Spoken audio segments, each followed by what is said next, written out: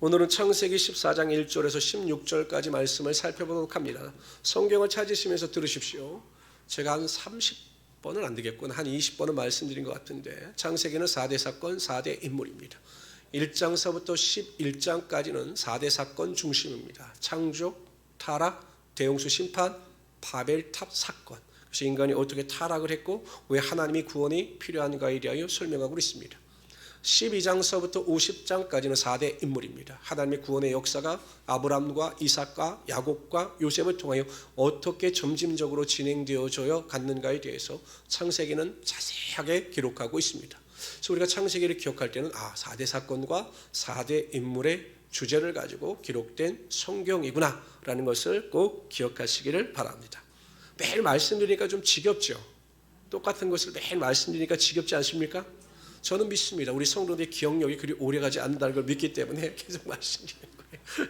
우리 창세기 14장 1절부터 16절까지 볼 텐데요. 우리가 지난 시간에 어떤 내용을 살펴보았냐면 하나님께서 아브라함을 축복하셨습니다. 그런데 아브라함과 같이 있는 롯도 아브라함으로 인하여 복을 받게 됩니다. 그래서 그들의 가축을 치는 목초지가 좁아지게 되었습니다. 거기다 가나안 사람과 브리스 사람들까지 같이 그곳에서 가축들을 길렀기 때문에 그 땅이 협소했습니다. 그래서 하인들 간의 갈등이 일어납니다. 이 아브라함은 그 롯에게 우선 선택권을 줍니다. 네가 좌하면 나는 우하고 네가 우하면 나는 좌하겠다. 네가 좋은 것을 먼저 선택하라 라고 이야기를 합니다. 우선순위가 바뀐 거죠. 아브라함이 먼저 좋은 것을 취할 수 있었으나 롯에게 좋은 것을 선택할 수 있는 기회를 우선 부여한 것입니다. 이에 롯은 눈을 들어서 요단 동편들을 바라봅니다. 그때 소알까지 넓은 목초지와 물이 풍성했습니다. 성경에 보면 하나님의 에덴 동산 같았고 애국 같다라고 이야기합니다. 그래서 롯은 자신의 육신의 눈을 가지고 풍성함과 좋은 목초지를 쫓아 소알 땅으로 떠나갑니다. 아브라함은 하나님께 대해서 기도했던 것으로 보입니다. 그러자 하나님께서 아브라함에게 나타나셔서 말씀하십니다. 눈을 들어 동서남북을 바라보라. 내가 그 땅을 네 자손에게 주며 네 자손도 티끌과 같이 크게 번성케 될 것이다 라고 약속하셨습니다. 아브라함은 이 약속을 믿고 번영된 세상의 땅이 아니라 영의 눈을 가지고 하나님께서 기뻐하시는 헤브론 산지로 올라갑니다. 세상과 점점 멀어진 헤브론 산지로 올라가 마블의 그 수풀나무 밑에서 하나님께 제사를 드렸습니다. 아브라함의 삶의 우선순위는 세상의 번영이 아니라 하나님께 대한 제사였던 것입니다. 오늘 본문에 어떤 이야기가 나오냐면 과연 이러한 선택의 결과 육신을 쫓아 선택한 롯과 영의 눈을 가지고 하나님의 영광을 위하여 선택한 아브라함 사이에 어떠한 선택의 결과가 나타나고 있는가가 14장 1절서부터 16절까지 나타나고 있는 것입니다. 우리 1절 제가 먼저 읽겠습니다. 당시의 시날 왕 아브라벨과 엘라살 왕 아리옥과 엘라 왕 그돌라오멜과 고임왕 디달이 소돔 왕 베라와 고모라 왕 바르사와 아드마 왕 스나와 스보이 왕 세레벨과 벨라 왕 수아랄과 싸우니라. 이 왕의 이름은 기억할 필요 없어요. 그냥 읽으시면 됩니다. 이들이 다 시딘 골짜기 곧 지금의 여매에 모였더라. 이들이 12년 동안 그달로오멜을 섬기다가 제13년에 배반한지라. 그러니까 소돔 왕과 고모라 왕이 이 그돌람의 왕을 섬기다가 반역한 겁니다. 13년째 반역한 겁니다. 그 반역한 일로 인하여 문제가 발생합니다. 제14년에 그돌라오멜과 그와 함께한 왕들이 나와서 야스드롯 가르나임에서 르바 족속을, 함에서 수수 족속을, 사회 기랴다임에서 엠 족속을 치고 호리 족속을 그산 세일에서 쳐서 광야 근방 엘바란까지 이르렀으며 그들이 돌이켜 엠미스바 곧 가데스에 이르러 아말렉 족속의 온 땅과 하다사사손 다말에 있는 데 사는 아모리 족속을 친지라. 소돔 왕과 고모라 왕과 아드마 왕과 스보인 왕과 벨라 곧 소알 왕이 나와서 시딘 골짜기에서 그들과 전쟁을 하기 위하여 진을 쳤더니 엘라망 그돌라오멜과 고임왕 디달과 시나랑 아므라벨과 엘라사왕 아리옥 네 왕이 곧 다섯 왕과 맞서니라. 시딘 골짜기에는 역청 구덩이가 많은지라. 소돔 왕과 고모라 왕이 달아날 때 그들이 거기 빠지고 그 나머지는 산으로 도망하매 네 왕이 소돔과 고모라의 모든 재물과 양식을 빼앗아 가고 소돔에 거주하는 아브라함의 조카 롯과 샀고 그 재물까지 노략하여 갔더라. 뭐 이야기가 복잡해 보이죠. 뭐 누구 왕이 나오고 누구 왕이 하고 정말 복잡합니다. 그러나 이야기는 간단합니다. 그돌라오멜 왕의 연합군이 소돔과 고모라 왕의 연합군을 물리친 것입니다. 그러니까 소돔과 고모라 왕들이 반역하니까 그돌라오멜 왕이 다른 세 왕과 연합하여 5군의 연합군을 물리친 이야기입니다. 근데 이야기가 별로 중요하지 않아요. 근데 왜 이야기가 중요하느냐? 여기에 누가 등장하기 때문에? 롯이 등장하기 때문에. 롯이 정말 소돔과 고모라가 좋아 보여서 그 땅으로, 그 성으로 들어갔는데 결국 롯에게 임한 불행이 무엇이냐? 포로로 잡혀가고 자신이 가지고 있던 재산도 전부 빼앗기게 되었다라는 것입니다. 그래서 그 이야기가 중요한 거죠. 롯 때문에. 결국 육신의 소욕을 쫓아 살아가는 자는 그 어리석음으로 인하여 반드시 어려움을 겪게 된다라는 것입니다. 여러분, 처음에 롯이 수알 땅으로 가서 소돔과 고모라 성, 그 번영의 땅, 목조지가 풍부하고 물이 풍성한 그 땅에 들어갔을 때 얼마나 여러분 감동을 받고 감격이 있었겠습니까? 예를 들면 이런 거죠. 저기 또 지명을 말하면 그러니까 저기 시골에 계신 분이 갑자기 서울로 올라오니까 너무 서울이 번성되어지고 모든 것이 완벽하게 갖춰주니 야, 내가 정말로 서울로 이사를 오기를 잘했구나. 내가 여기에서 내 꿈과 비전을 펼쳐보자 라고 생각을 하였을 것입니다. 들리는 소문에 의하면 자신의 삼촌 아브라함은 헤브론 산골로 들어갔더니 강원도 인제로 들어갔다라는 거예요. 그러니까 롯이 생각할 때는 왜 아버지는, 그 삼촌은 그렇게 어리석은 선택을 했을까? 왜 좋고 좋은 많은 곳이 있는데 왜 그런 곳으로 들어갔을까? 오히려 아브라함에 대하여 비난을 하였을 것입니다. 그러나 여러분 어떻습니까? 그가 선택한 선택의 결정에 대한 선함은 그리 오래가지 못했습니다. 처음에는 좋았겠죠. 문화도 발달하고 물도 풍성하고 목초지도 좋으니 자신의 가축을 잘 길러서 자신의 부를 늘려가는 데에는 잠시 잠깐은 좋았을 것입니다. 아마 그는 만족하면서 아마 굉장히 행복해 했을 것입니다. 그러나 그러한 육신의 쾌락이 오래가는 데는 그리 시간이 필요하지 않았습니다. 바로 불행을 맞이하게 되고 가지고 있던 재산도 다 빼앗기고 또 그가 포로로 잡혀가는 불행을 맞이하게 되었던 것입니다. 로마서 8장 5절 7절에 보면 육신을 쫓는 자는 육신의 일을, 영을 쫓는 자는 영의 일을 생각하나니 육신의 생각은 사망이요 영의 생각은 생명과 평안이니라. 육신의 생각은 하나님과 원수가 되나니 이는 하나님의 법에 굴복지 아니할 뿐 아니라 할 수도 없습니다. 여러분, 육신의 생각이 처음에는 아무리 좋아 보여도요, 그 육신의 생각 가운데 하나님께서 함께하지 아니하시면 결국 육신의 생각은 멸망과 패망인 것입니다. 우리가 한번 예를 들어봅시다. 이 세상에서 예수 믿는 사람들보다 믿지 않는 사람들이 얼마나 큰 부귀영화를 누리며 살아갑니까? 그런 말 많이 합니다. 야, 나는 예수를 믿지 않아도 너보다 더 건강하고 예수를 믿는 너보다 더 부자고 예수를 믿는 너보다 우리 자녀들이 훨씬 더 잘 됐어 라고 우리를 조롱하고 멸시할 수 있죠. 내가 예수를 믿지 않는 선택의 결정권이 오히려 예수를 믿는 너의 선택권보다 훨씬 나은 거야, 이렇게 주장할 수 있을 것입니다. 그 누가복음에 나오는 부자가 나사로를 보면서 그렇게 생각하지 않았겠습니까? 아이고, 저 예수 믿는다면서 왜 저렇게 살아? 나처럼 이렇게 떵떵거리면서 잔치를 배설하고 이렇게 사는 게 정말 행복하고 복된 삶이지 라고 판단했을 것입니다. 그대로 보세요. 나중에 어떻게 됩니까? 육신의 소욕을 쫓아 살았던 부자는 멸망과 패망의 길을 걸어가고 그 음부에서 고통당하며 영원히 죽지 못하는 그러한 절망 가운데 살아갈 수밖에 없었던 것입니다. 우리가 예수를 믿어요. 이 땅에서도 하나님께서 분명히 우리에게 허락하여 주시는 복이 있습니다. 영생의 축복을 이미 우리가 주셨기 때문에 영의 눈을 가지고 그 영생의 축복에 대하여 감사하는 자들에게 하나님께서 영의 능력을 쫓아 성령 충만한 가운데 하는 선택 가운데 복의 복을 더하여 주시고 은혜 위에 은혜를 더하여 주시는 것입니다. 그래서 우리가 항상 성령 충만해서 육신의 눈이나 육신의 생각으로 살아가는 것이 아니라 항상 영의 눈과 영의 생각을 가지고 선택하고 결정할 때 하나님의 놀라운 은혜가 반드시 임하게 되는 것입니다. 어느 장로님이 지금처럼 화성이 저렇게 발달되기 이전에, 예전에 좀 화성이 시골이었거든요.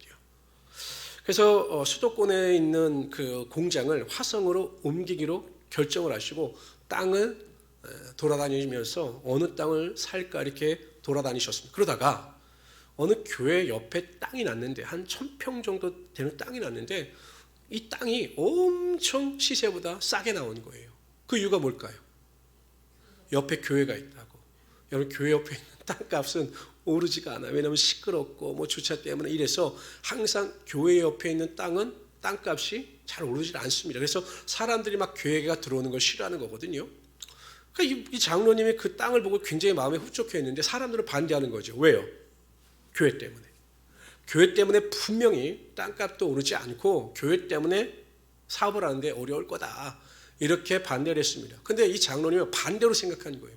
아니, 내가 수도권에서 출퇴근하면서 주중 예배 같은 경우는 다시 본교회 가서 드리지 못하는데 내가 일이 끝나고 또 여기에서 예배를 드릴 수 있고 또 집에 가지 못할 경우는 여기서 새벽 예배도 드릴 수 있으니 이게 얼마나 영적으로 축복된 일인가라고 해서 그 땅을 사셨습니다. 문제가 발생했어요. 왜냐하면 이 수도권에 있는 직원들이 내려갈까요? 안 내려갈까요? 안 내려갔어요. 안 내려가니까 막 직원들이 계속 퇴사를 하는 겁니다. 그러니까 사람들이 손가락 하는 거죠. 그거 봐라. 우리가 거기에다 땅 사면 그렇게 고생한다라고 이야기했는데 그렇게 결정하더니 결국 이런 어려움을 당하는구나. 장로님을 조롱했습니다. 믿지 않는 사람들이. 장로님은 기도했죠. 그런데 놀라운 일이 벌어집니다. 반 이상이 퇴사했는데 남아있는 반쯤 되는 그 직원들이 정말 애사심을 가지고 회사가 어려워지니까 가족들처럼 일하기 시작하는 겁니다. 뭐 지금의 주 52시간 때문에 어렵지만 그 당시에 그런 게 없으니까 본인들이 자원해서 특근을 하고 막 주말에도 나와서 예배 드리고 막 일을 하는 거예요. 그래서 오히려 수도권에 있을 때보다 수입이 배가 됐습니다. 그러니까 장로님도 너무 감사하잖아요. 그래서 직원들에게 그 얻은 이익의 대부분을 다 나눠줬어요. 그것도 어떤 일이 벌어지냐? 회사가 너무 좋은 회사라고 그때부터 수도권에서 일꾼들이 오는 겁니다.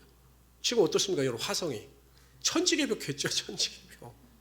사람들은 육신의 눈을 가지고 교회 때문에 안 된다, 거리가 멀어서 안 된다, 시골이라 그래서 안 된다라고 할 때 이 장로님은 영의 눈을 가지고 교회가 옆에 있으니 축복을 받을 수 있고 교회가 옆에 있으니 내가 예배를 자유롭게 드릴 수 있다라고 선택한 결과 하나님께서 그 장로님을 통해서 하나님의 역사와 능력이 나타나게 하여 주셨던 것입니다. 세상 사람들은 보이는 것, 들리는 것, 느껴지는 것만을 믿으려고 합니다. 그러나 예수 믿는 우리 성도들은 보이지 않는 것을 보고 믿으며 들리지 않는 것을 들으면서 하나님의 능력을 믿으면서 살아가는 자들입니다.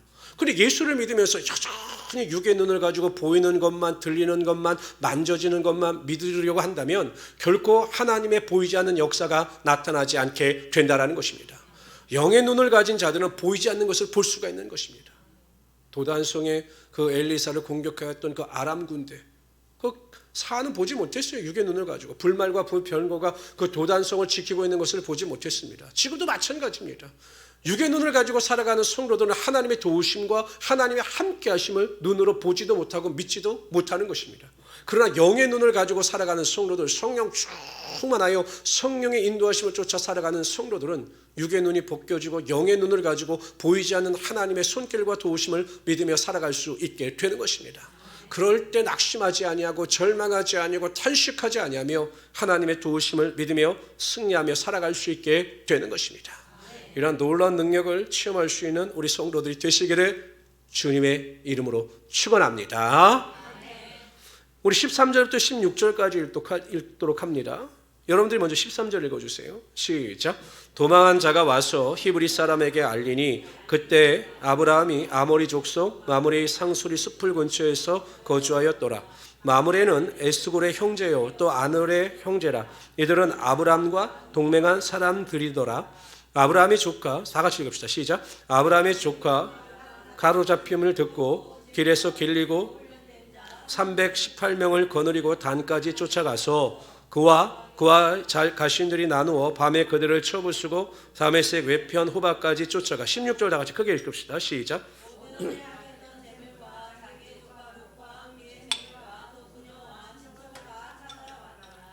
아멘. 13절에 보면 거기 뒤에 보면 하반절에 보면 마므레는 에스골의 형제요 또 아넬의 형제라. 이들은 아브람과 동맹한 사람이더라. 뭐 했다고요? 동맹. 아브라함이 마므레 상수리 숲에 도착했을 때 아브라함은 이방인이었습니다. 지금도 여러분 농촌에 정착하려고 하면 이 텃세가 엄청 심하다고 하죠. 외지인들에 대한 거부감, 외지인들에 대한 경계심이 대단한 것입니다. 그러니까 오늘 본문에 나오는 그 마무리의 형제들, 에스골, 아넬 이런 사람들의 입장에서 볼 때 아브라함은 외진이었어요. 어떻게 해서든지 그 사람을 밀어내고 자신들의 이익을 얻기 위하여 아브라함이 정착하지 못하도록 충분히 회방할 수도 있었습니다. 근데 오늘 본문에 보면 동맹한 관계라는 거죠. 동맹한 관계. 그러니까 힘이 없어 보이는 그 아브라함과 동맹을 맺은 것입니다. 이것이 어떻게 가능했느냐?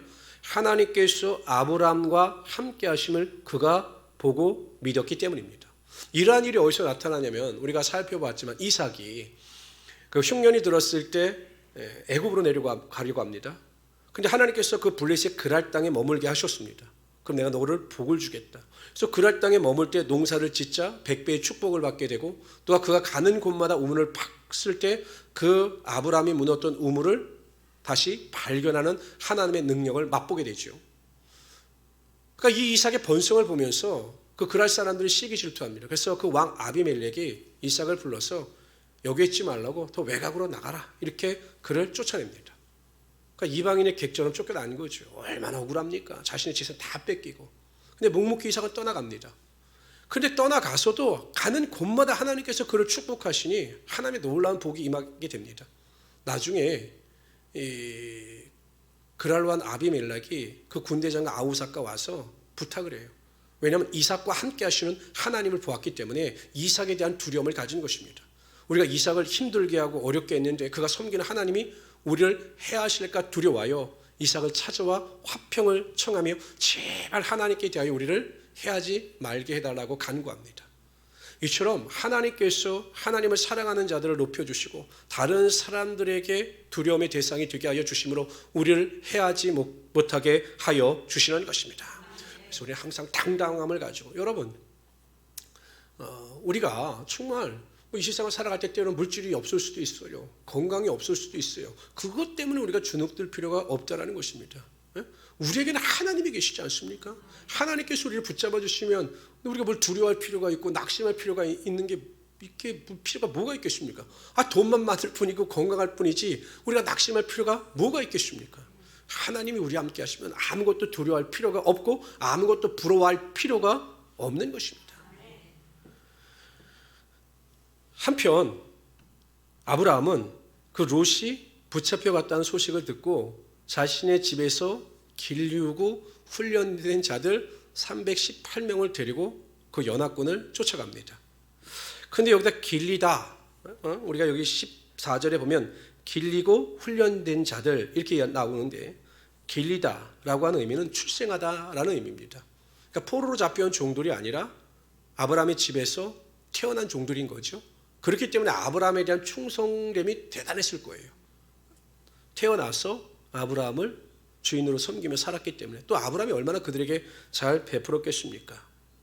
훈련된이라고 하는 의미는 체험된 자들, 즉 군사력을 발휘하기 위해서 훈련된 자들입니다. 아무래도 짐승들의 피해도 있었기 때문에 아브라함이 나름대로 그들을 훈련시킨 것으로 보여요. 군사 훈련을 시킨 것으로 보여요. 그런데 이 훈련된이라고 하는 히브리어 원어에 다른 의미가 있는데 그 의미가 뭐냐면 훈계하다라는 의미예요. 훈계하다. 그래서 학자들은 이렇게 이야기합니다. 아브라함이 그들을 군사 훈련을 시켰을 뿐만 아니라 신앙으로 훈련하여 경건을 가르쳤다라고 해석을 합니다. 그러니까 그들이 훈련된 것은 영육 간의 모든 것이 훈련된 거죠. 군사 훈련을 받았을 뿐만 아니라 신앙의 훈련도 받음으로 말미암아 영육 간의 온전한 자들이 될 수가 있었던 것입니다. 그러나 여러분 아무리 그들이 군사 훈련을 많이 받고 또 그들이 온전한 은혜가 있었다 할지라도 318명을 가지고 연합군을 쫓아간다라고 하는 것은 정말 이해가 되지 않는 일들이죠. 아무리 아브라함이 롯을 사랑한다 할지라도 그게 이해가 됩니까? 318명을 가지고 연합군을 친다라고 하는 것이 이해가 됩니까? 그러니까 아브라함은 대단한 사람이에요.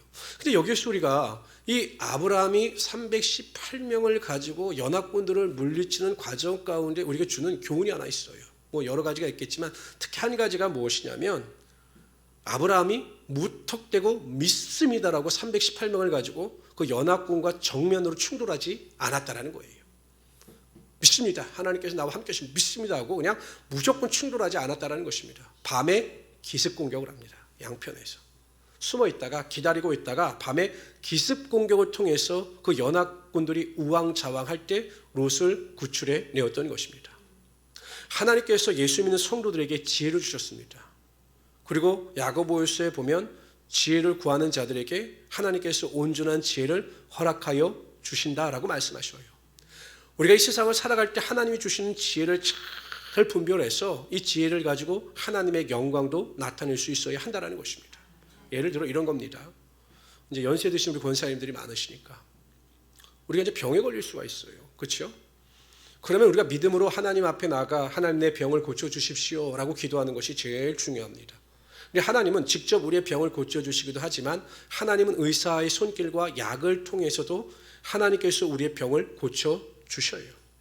그러면 여기서 필요한 지혜가 무엇이냐? 내 병을 잘 고칠 수 있는 의사를 분별하고 그 길로 나아가는 것이 굉장히 중요한 것입니다.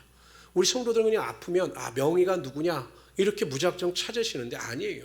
그것도 하나님 앞에 간절히 기도하고 또한 지혜를 가지고 알아봐서 내 병을 잘 고칠 수 있는 의사를 만나는 것도 하나님께서 우리에게 주시는 지혜라는 것입니다. 근데 이게 잘 안 돼요. 제가 몇 번 말씀드려도 그냥 이런 것을 그냥 뒤로 흘려보내는 분들이 있어요. 나중에 또 병이 악화되는 거죠. 뭐 사업을 할 때도 마찬가지죠. 믿습니다라고 하는 사업하는 것도 아닙니다. 어떻게 지혜롭게 수입과 지출을 잘 관리하고 하나님 앞에서 생겨진 수입을 가지고 어떻게 또 기계에 투자를 할 것인가를 잘 분별하는 것도 굉장히 중요한 것입니다. 자녀와 손녀를 양육하는 것도 마찬가지입니다. 어떻게 하면 이 자녀들을 잘 양육해야 할 것인가 하나님이 주시는 지혜를 가지고 공부해야 하는 것이죠. 그냥 무작정 되고 뭐 자녀들을 갖다 내 생각대로 내 감정대로 키우는 것은 절대 아니에요. 하나님께서 주시는 신령한 지혜가 있을 때 자녀들을 잘 양육할 수 있는 것이고 이 자녀들이 주님 안에서 아름답게 살아갈 수 있게 된다는 것입니다.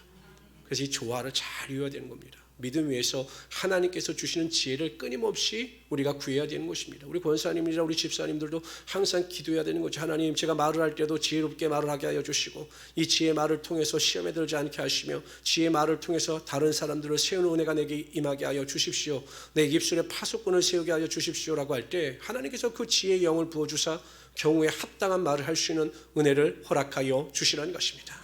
그래서 여러분 항상 지혜를 가지고 살아갈 수 있는 우리 성도 되시기를 바랍니다. 그런데 제가 보면 우리 권사님들은 정말 지혜로우셔요. 몇 살까지 사시면 된다? 120살까지 사시면 되는 겁니다. 너무 지혜로우셔요. 지혜로우셔요. 그 지혜를 가지고 120살까지 사시면 되고 그 지혜를 많은 성도들에게 물려줄 수 있기를 바랍니다. 그러나 여러분 지혜보다 더 중요한 것이 무엇입니까? 그들의 믿음이었어요. 그들의 믿음. 아무리 여러분 지혜가 있다 할지라도 이건 비상식적인 일입니다. 세상의 상식으로 보면 이게 비상식적인 일이에요. 어떻게 318명을 가지고 그 거대한 연합군을 이길 수 있는 것. 더군다나 여러분 그 연합군이 오합지졸입니까? 5개 소돔과 고모라가 포함되어지는 5개 연합군들을 물리칠 수 있는 강력한 군사력을 가지고 있는 그러한 강력한 군대였습니다. 근데 그 318명을 가지고 그들을 공격한다? 누가 봐도 계란으로 바위를 치는 일과 같았던 것입니다. 그러나 아브라함은 믿음이 있었습니다. 하나님께서 나와 함께 하시면 이 318명을 가지고도 충분히 그 연합군을 물리칠 수 있다고 하는 믿음이 있었습니다. 이 318명의 군사들에게도 그러한 믿음이 있었습니다. 하나님께서 그들의 믿음을 보시고 달걀로 계란으로 바위를 치는 것 같은 그러한 무모한 행동 속에 오히려 정말로 계란으로 바위를 쳤더니 바위가 깨어지는 하나님의 역사가 나타나게 하여 주신 것입니다. 세상 사람들의 상식으로는 불가능한 일이지만 하나님의 상식으로 보면 아무 일도 아닌 거예요. 하나님의 일로 보면 뭐 그 연합군을 물리치는 일은 아브라함 혼자로도 하나님의 능력으로 충분히 가능한 일이셨습니다. 그러나 하나님께서는 그 사람의 믿음을 보시고 그러한 은혜와 능력이 나타나게 하여 주시는 것입니다. 다윗은 끊임없이 자신의 삶에 함께 하신 하나님, 자신을 도우시고 자신을 높여주시며 자신의 삶에 영광이 임하게 하여 주신 하나님, 그 하나님을 평생에 경험했습니다. 그래서 시편에서 이렇게 고백합니다. 다 같이 읽어봅시다. 시작. 여호와는 나의 빛이요 나의 구원이시니 내가 누구를 두려워하리요. 여호와는 내 생명의 능력이시니 내가 누구를 무서워하리요. 이 다윗의 고백이 우리 성도들의 고백이 되시기를 주님의 이름으로 축원합니다.